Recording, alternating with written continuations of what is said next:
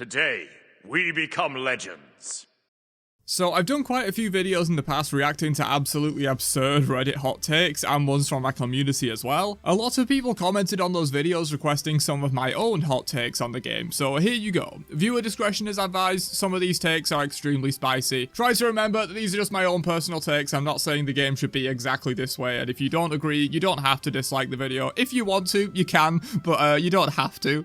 I'm just trying to save myself from getting like a 50% like ratio on this video, but yeah, let's jump in. Quickly before we start though, there's a gem sale going on over at my Nexus store right now where you can get gems up to 33% off for the next 2 weeks. If you're looking to cop some cheap gems to grab some new skins, buying them here helps support the channel at no extra cost to you. Big thanks to anyone that goes through my link, it's a huge help for the channel. But enough about these hot deals, let's get back to my hot takes. So hot take number 1, warriors/solo laners should be able to 1v1 a backliner at most stages of the game.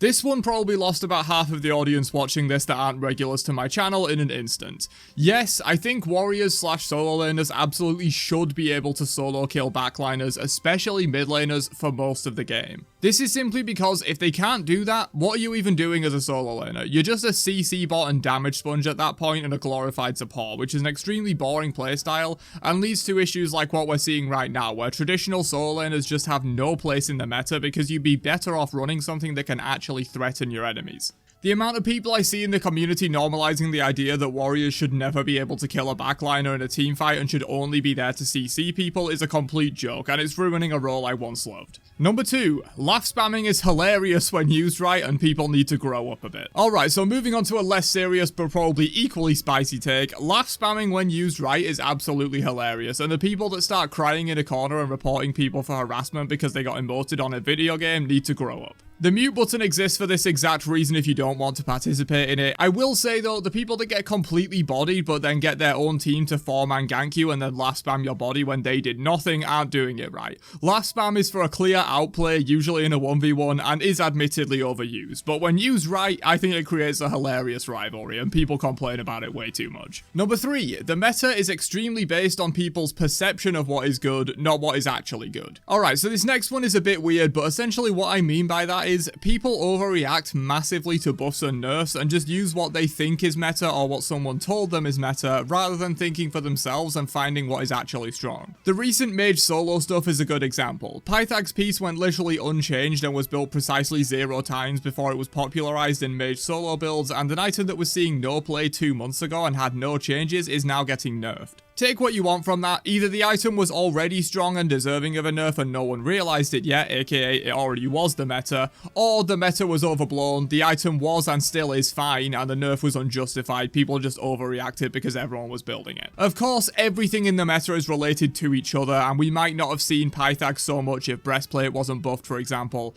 but I do think that, in general, what everyone says is strongest is not always what's actually strongest, especially for the casual player base. Number 4, slightly overpowered god releases are good for the game. This is a simple one. When a new god is added to the game, no one knows how to play that god, and there needs to be an incentive to try them out. If a new god release is perfectly balanced, they will still perform worse than their peers in the first month or 2 of their launch. At that point, if the god is clearly too strong, nerfs can be applied. Small caveat here, and that I think gods should be tuned towards being slightly above balance, but not just made completely broken like we often see. That definitely harms the game more than helping it. Number 5, most of Smite's gods take almost no mechanical skill beyond being able to aim. Most of your skill in this game comes from knowledge, builds, and game sense. So I don't know if this one's really a hot take or not, to be honest, but a solid 80% of Smite's roster take almost no unique skill to use, and you can learn everything there is to know about a god's mechanics after playing them for about 2 matches. The vast majority of your skill in Smite comes from build knowledge, game sense, and knowing what your enemies can do to you. There are a handful of exceptions to this, like Yamoja, Tiamat, Set, Susano, and a few others that actually take a little bit of mechanical effort to learn properly. But the vast majority of Smite's gods take almost no unique skill whatsoever.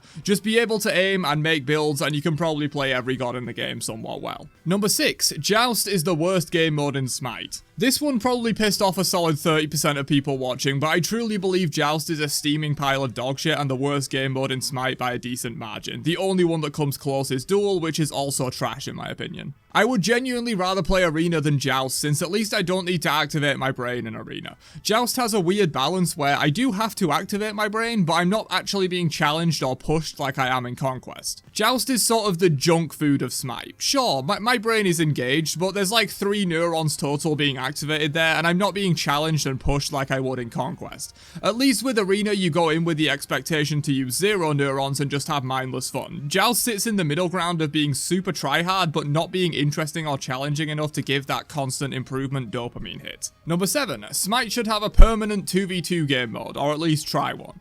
Following on from the previous one, I do think a permanent 2v2 game mode in Smite would be worth a try. It might end up being shit and get removed kind of like Siege did, but I feel like having 2 people playing is extremely common, and being able to queue a game mode where you don't have to deal with randoms and can just have some fun would be neat. If it was designed really well, it would also be fun for community tournaments. Okay, back to something positive about Smite. I do think the VGS system is probably the best communication system in any game I've played. It's simple, concise, and does exactly what it needs to do. I never get the feeling that I need to be in voice chat with my teammates just to give them the information they need, because the VGS system has an option for almost everything. And even ones it doesn't have options for, like new objectives like the Pyromancer, the community has found workarounds. All round a great system and probably the best single part of Smite relative to its competitors. Number 9. The state of clans is completely inexcusable, and Hi-Rez should be ashamed at promising their return with new features and completely not delivering on it. I know clans make no money and Hi-Rez are a business, but come on dude, clans are literally worse and less feature rich now than they were an entire decade ago.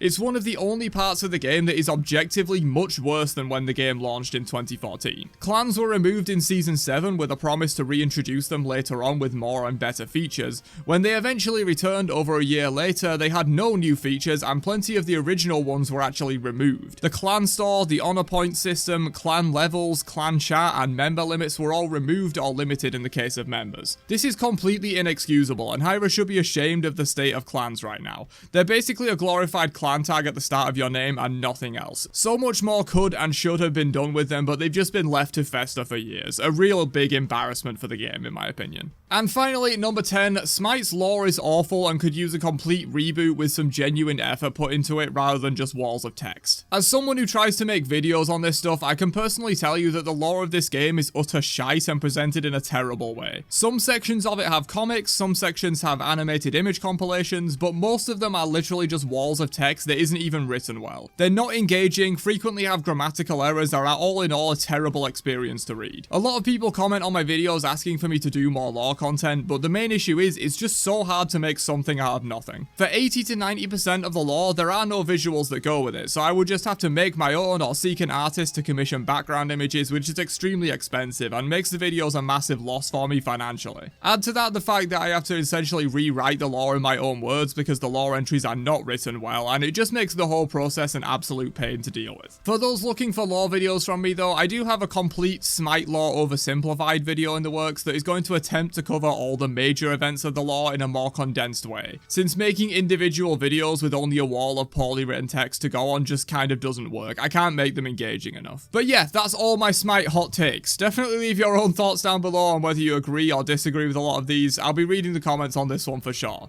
Catch you guys in another one later on. Have a great day, and peace out, you nerds.